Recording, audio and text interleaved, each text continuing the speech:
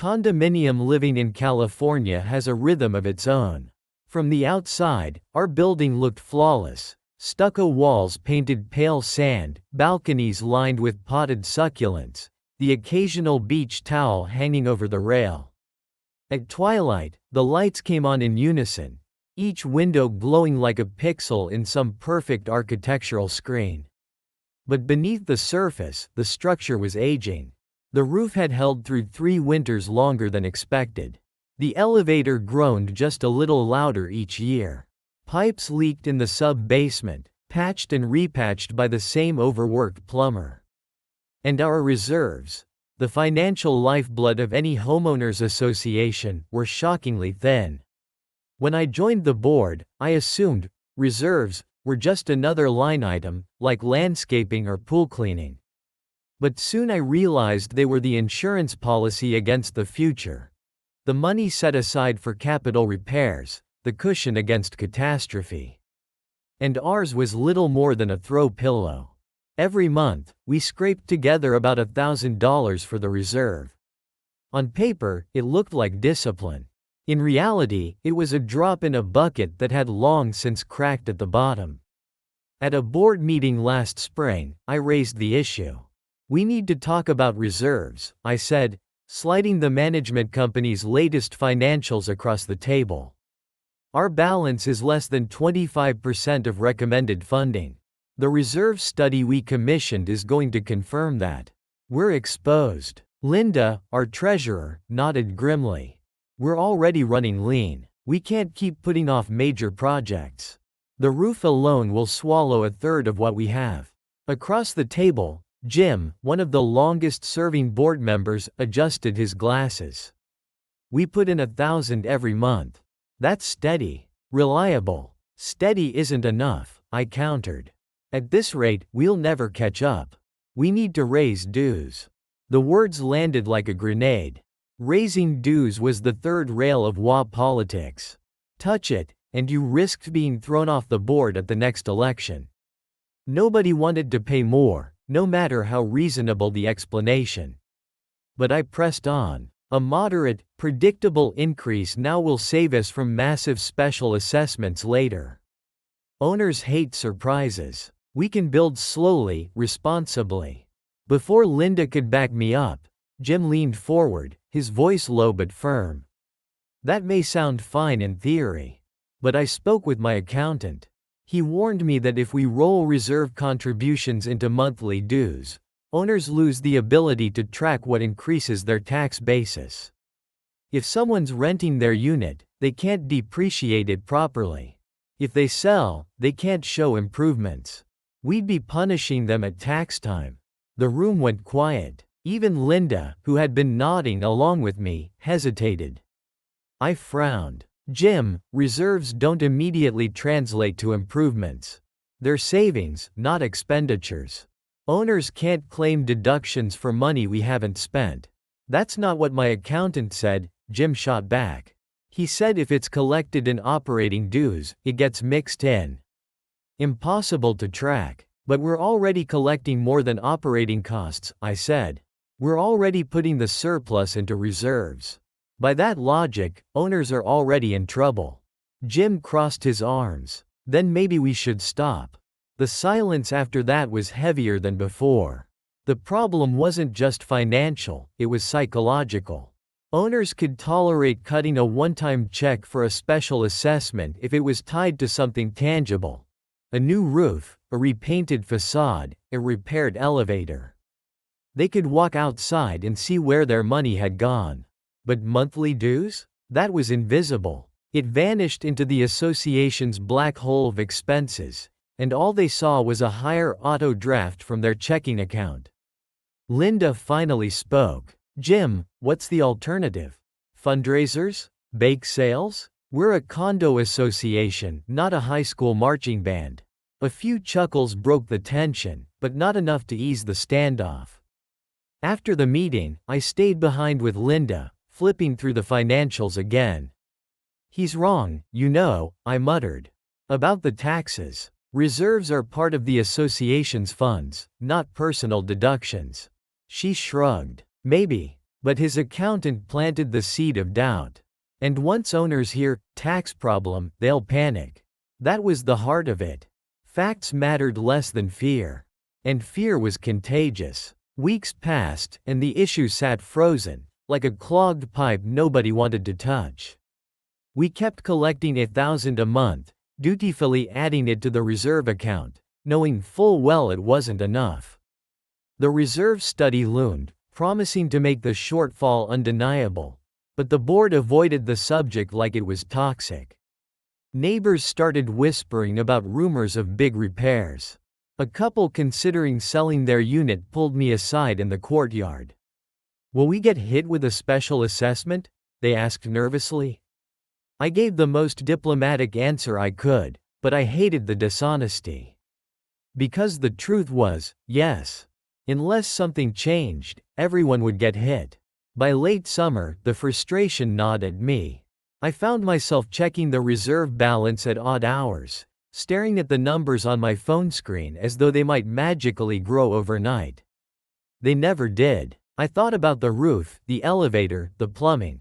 I thought about the storm last winter that had rattled the windows and shaken loose a few shingles.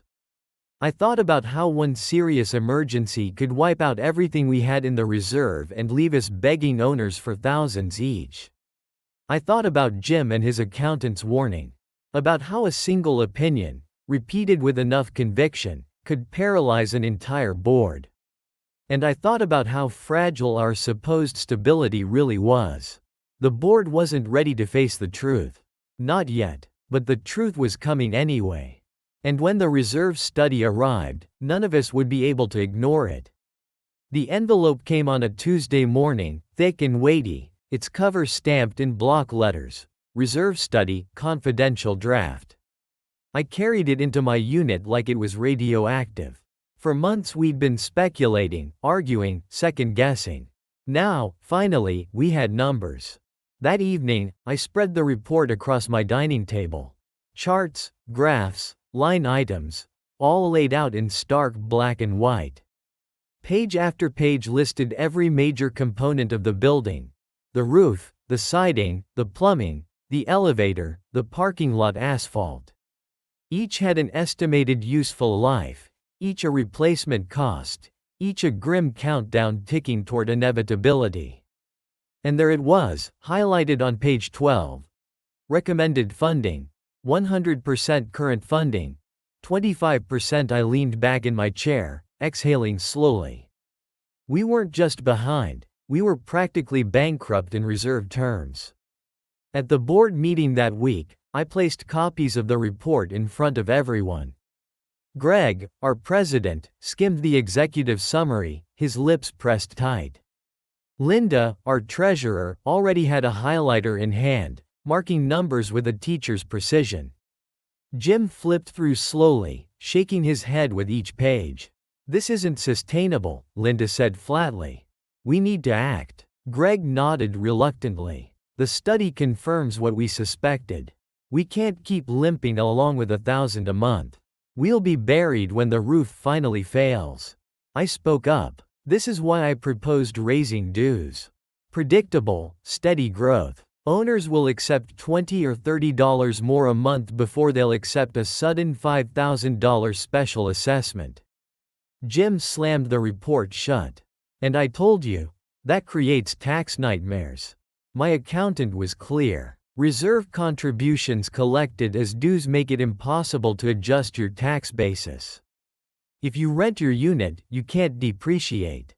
Owners will lose money. Linda raised an eyebrow. "Jim, with respect, that sounds like a myth. Reserves are for the association, not individual owners' tax returns." "Tell that to the IRS," Jim snapped. The room grew tense. Homeowners seated in the back began whispering, shifting in their chairs. They didn't understand the details, but they understood conflict. Greg tried to mediate. "Let's focus on solutions. We have two options. Increase monthly dues or levy special assessments when projects arise. Both are unpopular. Both are necessary." A woman in the audience raised her hand. "I'd rather know exactly what I'm paying for." If you say the roof needs 10,000, fine. Send me the bill. But don't nickel and dime me every month for some hypothetical fund I can't see. That's exactly the problem, I said, turning toward her. Nobody sees the reserve until it's gone. That's why we plan ahead. Special assessments punish everyone all at once. Higher dues spread the burden fairly. Another homeowner muttered, sounds like a slush fund. Linda leaned forward. The reserve study isn't hypothetical. It tells us exactly what's coming. We either build now or we bleed later. Jim jabbed a finger at the report. Or we save owners money now and only collect when we need to. That way, when they file taxes, they can show the expense as an actual improvement, not just some vague contribution. That's not how taxes work, Linda muttered, exasperated. Greg tapped his gavel lightly. Enough. We'll circulate the study to all owners. Let's see how they react before deciding.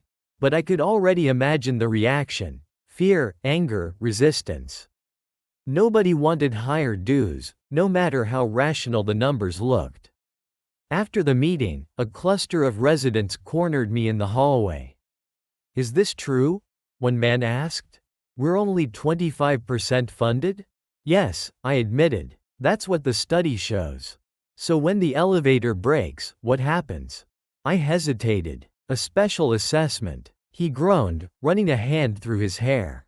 I can barely cover the dues as it is.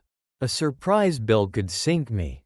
Another resident chimed in. Then why not sell? If we're that underfunded, this place is a time bomb.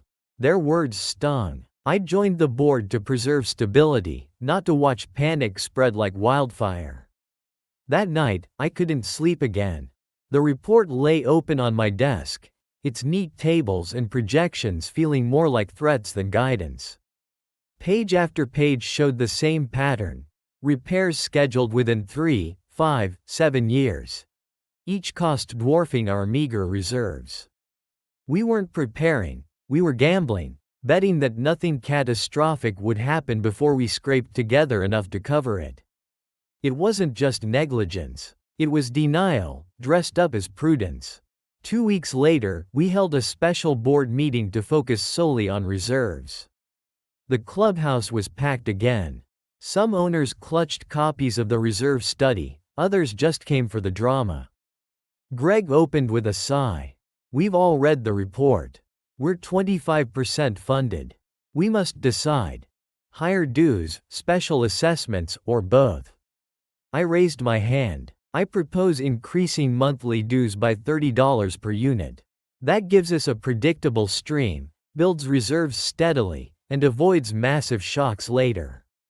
Linda seconded immediately. But Jim pounced. That's outrageous. $30 a month is $360 a year. For what? Money that just sits in a reserve account while owners lose potential tax benefits? My accountant warned. I cut him off. Your accountant is wrong. Reserves are not individual tax deductions. They're association funds. Jim's face reddened. So now you're the tax expert? The audience erupted, half in support, half in frustration. One woman shouted, I can't afford higher dues. Another countered, I'd rather pay a little now than $5,000 all at once. Greg slammed the gavel. Order. Order. The room quieted, but the anger simmered. We'll put it to a vote, Greg announced. Board only. All in favor of raising dues by $30? Linda and I raised our hands. All opposed? Jim's hand shot up. 2 other board members, swayed by his certainty, joined him. 3-2. Motion failed. I felt my stomach drop. The study sat on the table, a damning reminder that we'd chosen paralysis over progress. As the meeting adjourned, Jim leaned back smugly. Owners don't want surprises. Special assessments are transparent. When we spend, we collect. Simple. But I knew it wasn't simple. It was a time bomb. And when it went off, we'd all be standing too close. By the time autumn rolled around, the reserve study had spread like contraband through the building. Some residents highlighted every grim projection, stapling notes in the margins. Others glanced at the executive summary and declared it fearmongering. Most didn't read it at all, but they heard enough whispers in the elevator or the mailroom to form an opinion. Those opinions hardened quickly. On one side were the realists, who wanted to increase dues gradually. They repeated the same mantra: pay a little now or pay a lot later. They carried the reserve study like scripture, waving it at anyone who doubted. On the other side were the minimalists, who clung to the idea of special assessments. Don't raise my dues, they insisted. Bill me only when you spend it. Jim's voice had become their rallying cry, and his accountant's warning had metastasized into gospel. If it's in the dues, you can't track your taxes. If it's a special assessment, you can. Neither side listened to the other. The whispers grew into rumors. One evening, I overheard two neighbors in the lobby. They're planning a $10,000 special assessment next year, one hissed. That's insane, the other gasped. For what? The roof, came the answer. It's in the study. They'll use it as an excuse. I wanted to interrupt, to correct them, to explain that no such vote had been taken. But I bit my tongue. Rumors had more power than facts, and facts rarely won arguments in the elevator. By the end of the week, someone had slipped anonymous flyers under doors. Bold black text shouted, "Stop the dues hike. Special assessments equals tax benefits. Higher dues equals WA slush fund."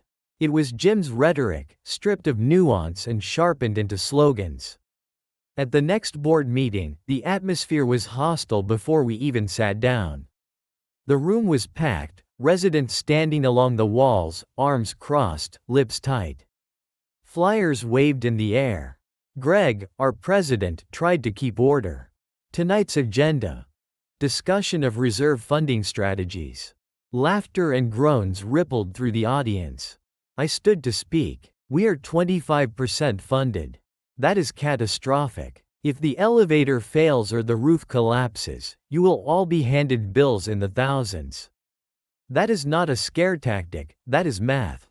A man shouted from the back, then show us where the money goes. What guarantee do we have that you won't waste it?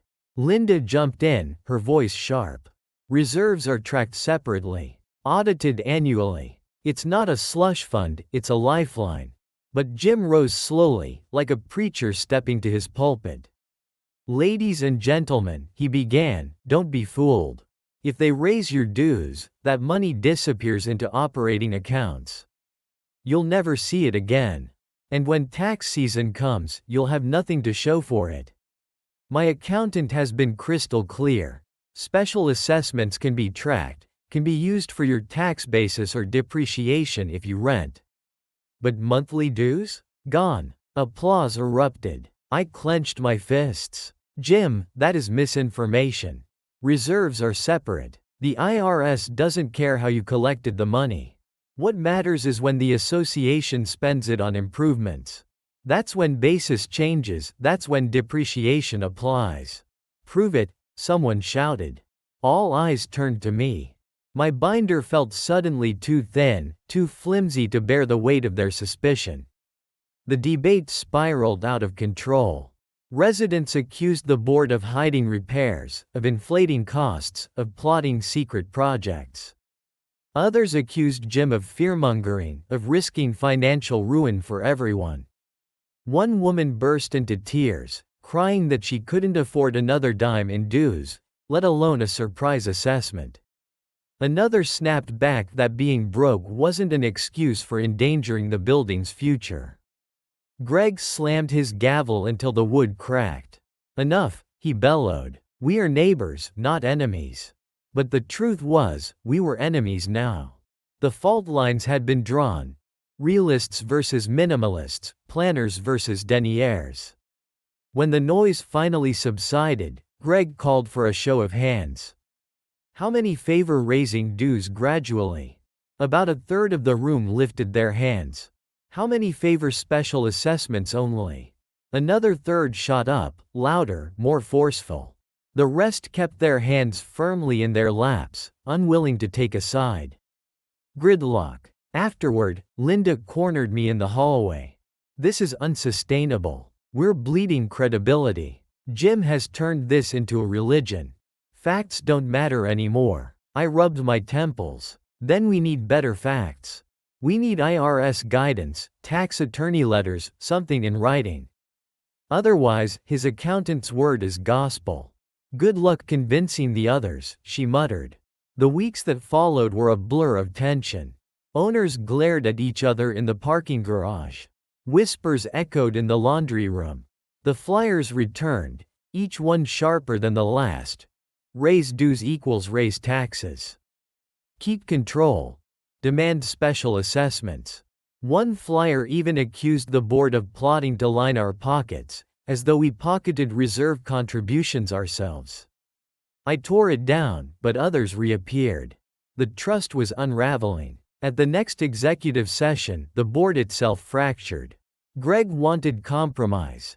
A small dues increase plus occasional assessments. Linda and I pushed for predictable funding through higher dues. Jim and his allies demanded assessments only. The final member stayed silent, unwilling to commit. We argued for hours, voices rising, patience fraying. At one point, Linda slammed the reserve study down so hard the binder rings popped open. This is not politics. It's math. We're broke. Jim shot back. Math doesn't pay taxes. People do. The silence after that was like a slammed door. By the end of the night, nothing had changed. No vote. No consensus. Just exhaustion. Walking home, I passed the delinquent elevator. It's grown louder than usual, as if mocking us. I imagined it breaking tomorrow.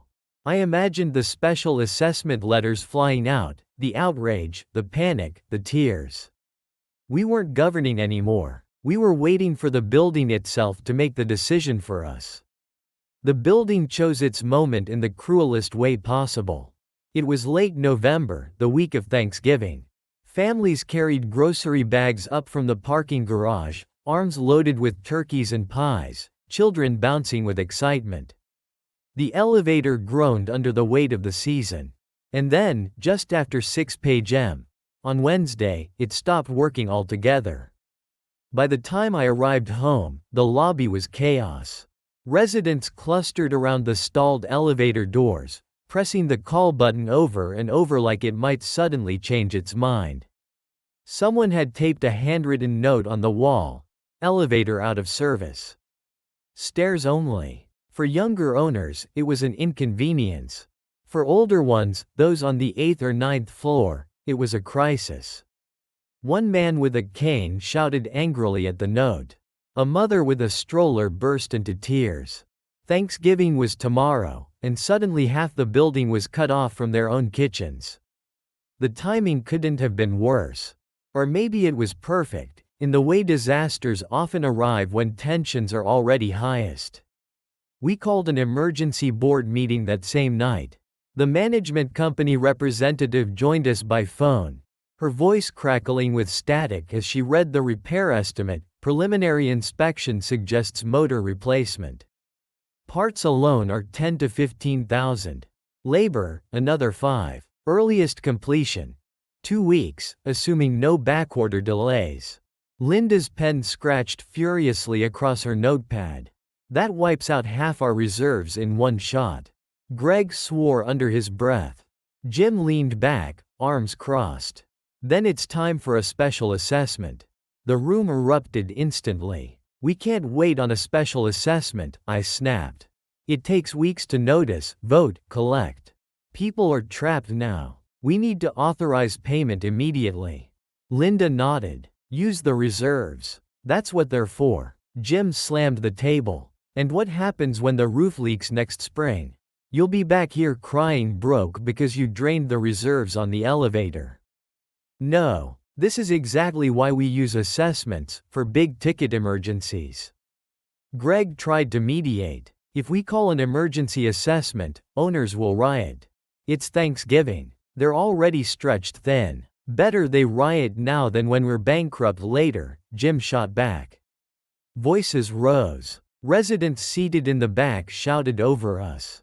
"Fix it now," someone yelled. "I can't climb 9 flights of stairs with my arthritis." "Why didn't you plan for this?" another accused. The room seethed with frustration, and in the middle of it all lay the truth we'd been avoiding. The reserve study had been right. We were underfunded, and the elevator didn't care about tax deductions or accounting theories. It had simply stopped, and now the cracks in our finances were cracks in real lives. I stood, holding the report aloft. This is why we raise dues. This moment, right here. If we had proper reserves, we wouldn't be arguing, we'd be fixing. Boos and cheers mixed together, a cacophony of anger. Jim rose too, face flushed. And this is why we don't raise dues. Owners need transparency. They need to know where every dollar goes. If we assess, they'll see it clearly. Elevator repair, $20,000. Not some phantom reserve line no one understands. The arguments we'd rehearsed for months now spilled out raw, sharpened by desperation. Linda banged her pen against the table like a gavel. Enough. We don't have the luxury of ideology. We have a broken elevator and residents stuck in their homes. We need money, today. Greg finally raised his voice. Then we vote. Tonight. The room hushed. The motion was simple. Authorize immediate use of reserve funds to cover elevator repairs, with reimbursement from future assessments if necessary. All in favor? Greg asked. I raised my hand instantly. Linda followed. All opposed? Jim's hand shot up, joined by one other. Greg looked around, hesitating. His gavel hovered. All eyes were on him. He was the tiebreaker. For a moment, silence pressed on us like the weight of the building itself. Finally, Greg raised his hand. In favor. The motion carried, 3-2. Relief washed over me, but it was short-lived. Jim leaned across the table, his voice low but venomous. You just drained the reserves. Congratulations. When the roof caves in, you'll have nothing. I met his stare. Then maybe next time, you'll stop hiding behind your accountant and help us fund them properly. The residents gasped at the open hostility, but the dam had already broken. That night, I climbed the stairs to my own unit, legs burning, lungs aching. On the 7th floor, I passed Mrs. Alvarez, hunched against the wall, resting halfway to her apartment. She smiled weakly when she saw me. Board meeting over? She asked. Yes, I said softly. Repairs are coming. Good, she whispered. I just want to get home. Her words echoed in my head all night. For her, this wasn't about tax deductions or philosophy. It was about dignity. About living in a building that didn't strand her between floors. By the weekend, a repair crew had begun work. The lobby filled with orange cones, caution tape, and the smell of grease. The sound of drills and clanging tools echoed up the stairwells. Residents complained about the noise, but nobody dared tell the workers to stop. And still, the arguments continued. Jim circulated a new flyer, this one emblazoned with bold red letters. The board is bankrupting U.S. Reserves drained equals higher dues coming. He passed them out in the lobby, smiling smugly as he slipped copies into mail slots. Linda tore one down and crumpled it in her fist. He's turning this into war, she muttered. I couldn't disagree. At the next meeting, the elevator was still out, and tempers were hotter than ever.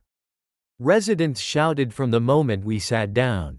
You wasted our money. One cried. You saved our lives. Another countered. The room divided again, realists and minimalists glaring at each other like rival factions. Greg slammed the gavel. Order. Order. But the truth was, order was gone. We weren't just arguing about reserves anymore. We were arguing about trust, about the very soul of the community. And as the noise rose, I realized something chilling. If a single broken elevator could divide us this much, what would happen when the roof finally failed? The elevator came back online 2 weeks later, just in time for Christmas. A shiny new motor purred inside the shaft, the doors slid open without hesitation, and for a brief moment, relief swept through the building. Residents cheered the first ride, snapping photos like tourists. Mrs. Alvarez wept quietly when she reached her 7th-floor apartment without collapsing halfway up the stairs. But relief didn't last. Within days, the questions began. How much did it cost exactly? Where did the money come from? When are you raising dues to cover it? Each answer I gave only fueled more suspicion. Yes, the reserves paid for it. Yes, the balance was halved. No, we hadn't raised dues yet. Yes, we'd have to consider it soon. By New Year's, the whispers were back, sharper than before. Flyers returned to the lobby corkboard, bold and accusatory. Who's next? The roof? The garage? Raise dues equals raise taxes. Stop the board's power grab. The war over reserves hadn't ended with the elevator. It had only escalated. At the January board meeting, the room was packed to capacity. Even people who rarely attended, retirees, young couples, absentee landlords, showed up, clutching copies of Jim's flyers. Greg opened with routine business, but nobody listened. As soon as he introduced the agenda item, discussion of reserve replenishment, the room exploded. A man in the back shouted, "Why should we pay for your bad planning?" Another woman cried, "We should sue the board for draining the reserves." Linda snapped back, "We drained them to fix the elevator you all use every day." "You should have assessed," someone yelled. "You should have raised dues earlier," another retorted. The shouting grew so loud that Greg's gavel cracked when he slammed it down. "Order," he roared. One at a time. Jim rose slowly, holding a copy of the reserve study like a holy book. "Friends," he began, his voice calm but carrying through the room, "we've been misled. The board tells us we're underfunded, but what they don't tell you is that higher dues don't fix the problem. They only hide it. My accountant has warned me, and I'll warn you. Higher dues lump reserves into operating costs. That means you can't track your basis. You lose depreciation if you rent. You lose tax advantages when you sell. And all the while, the board controls a giant slush fund." Applause thundered. Jim lowered his voice, theatrical now. "Special assessments are honest, transparent. They show us exactly what we're paying for: elevator, roof, siding. No more, no less." Chants rose. "Assessments. Assessments." I stood, clutching my binder. My heart raced, but I forced my voice to steady. "Reserves are not a slush fund," I said. "They are tracked, audited, reported. The IRS doesn't care whether money comes in monthly or as an assessment. What matters is when the association spends it on improvements. That's when tax basis changes. Not before. Not after. Owners do not lose tax benefits from properly funded reserves." Boos drowned me out. Jim smirked, spreading his hands as if to say, "See? They don't believe you." Linda slammed her notebook shut. "This is absurd. You'd rather gamble on emergencies than prepare for them? That's not transparency, that's recklessness." A landlord in the audience shouted back, "I'd rather keep my cash flow than hand you more every month." Another voice chimed in, "Exactly. Why should I bankroll someone else's savings account?" The room descended into chaos. Shouts overlapped, accusations flew. Neighbors who'd shared barbecues now glared like enemies. Greg tried to restore calm, but even his voice cracked under the strain. After an hour of shouting, we finally called for a vote, not on dues, not on assessments, but on trust itself. Motion. Shall the board draft a plan to raise monthly dues by $25 per unit to rebuild reserves? Greg read. Linda and I raised our hands immediately. Jim and his ally voted no, glaring defiantly. The swing vote belonged to Carla, the quietest board member. She stared at the room, at the hostile faces, at Jim's flyers clutched like weapons. Finally, she whispered, "No. 3-2. Motion failed. The audience erupted in cheers and jeers, half victorious, half horrified. Afterward, I sat in the empty clubhouse long after everyone left. The reserve study lay open in front of me, its charts like gravestones. Funding at 25%. Major roof replacement in 3 years. Recommended contributions. Triple current levels. We had voted against math. Against reality. And for what? A myth about tax basis, whispered by one accountant and repeated until it became dogma. The weeks that followed were poisonous. Neighbors stopped greeting each other in the hall. Committees dissolved in frustration. The pool maintenance vendor complained of late payments because Linda refused to authorize another transfer from reserves. Jim strutted through the courtyard like a conquering hero, handing out more flyers, basking in applause from his faction. I avoided him. I avoided everyone. At night, I dreamt of the roof collapsing, water pouring into stairwells, residents screaming at me as they waved $5,000 bills in my face. And when I woke, the reserve study was always there on my nightstand, waiting to remind me it wasn't just a dream. By spring, the building itself seemed to absorb our discord. The elevator shuddered despite its new motor. Paint peeled faster than usual. A small leak appeared in the garage ceiling, dripping rust-colored water onto the concrete floor. Each drop echoed like a countdown. We weren't united anymore. We weren't even neighbors. We were factions, each praying the other would be proven wrong, until the building itself decided the matter for us. Part 6. When the roof gave way. It happened in early summer, after weeks of heavy rain. Dark clouds had rolled over the city day after day, pouring water into every crack and seam. The building groaned under the weight of it. Residents muttered in the hallways about leaks, but the board prayed silently that the roof would hold just a little longer. It didn't. One Sunday morning, I woke to frantic knocking on my door. "Come downstairs." "The roof," someone shouted. I threw on clothes and hurried down to the lobby. Buckets lined the entryway, catching steady drips from the ceiling tiles. The carpet was soaked, the plaster sagging dangerously. In the stairwell, water trickled down the walls in thin streams. By noon, the garage ceiling was leaking too, rusty water-staining cars parked below. Residents gathered in clumps, umbrellas open indoors, shouting at one another, at us, at fate itself. The roof had finally failed. We called an emergency board meeting that afternoon. The reserve study sat on the table like prophecy fulfilled. "The estimate is $75,000, Greg announced grimly. And that's just for the main roof section. If the leaks spread, it could double." Linda's face was pale. "We have less than 20 in reserves. We spent half on the elevator. We can't cover this." Jim crossed his arms triumphantly. "Then it's time for a special assessment." Exactly as I said. I slammed my hand on the table. We could have covered it. If we'd raised dues, if we'd listened to the study, if we hadn't let your accountant scare everyone. "Don't blame me," Jim snapped. "Blame the owners. They voted with me. They knew what was best for their wallets." "Best for their wallets?" Linda spat. "Tell that to the single mother on the 3rd floor who's about to get a $5,000 bill she can't pay." The room erupted. Residents crowded in, demanding answers. "Why weren't we prepared? You said reserves were fine.